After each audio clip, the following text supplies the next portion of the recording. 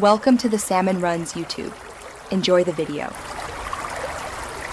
Welcome. In this video, I will explain how to replace an exhaust manifold on a Ram 1500. This repair often addresses the common Hemi tick sound, which indicates an exhaust leak. Before starting, it is crucial to gather all necessary tools and parts. You will need a good set of sockets, wrenches, a reliable torque wrench, and new manifold gaskets. Having replacement bolts on hand is also highly recommended, as old ones frequently break during removal. Proper preparation ensures a smoother and more efficient repair process. Now let's get into the disassembly. First, safely lift the front of your Ram 1500 and remove the wheel, followed by the inner fender liner to gain access. Next, generously apply penetrating oil to all exhaust manifold bolts. Letting it soak for at least 10 minutes can prevent breakage. Proceed to remove the heat shield, typically held by 10mm nuts.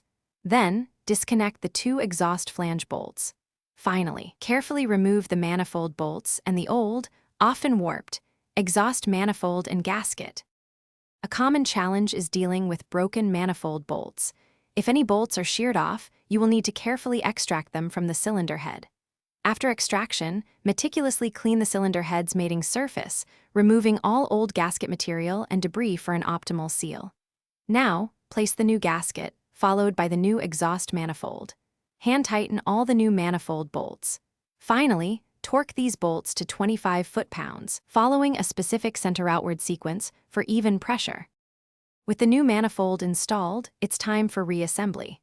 Reconnect the exhaust flange to the manifold, tightening its bolts to 24 foot-pounds. Then, reinstall the heat shield, inner fender liner, and the wheel.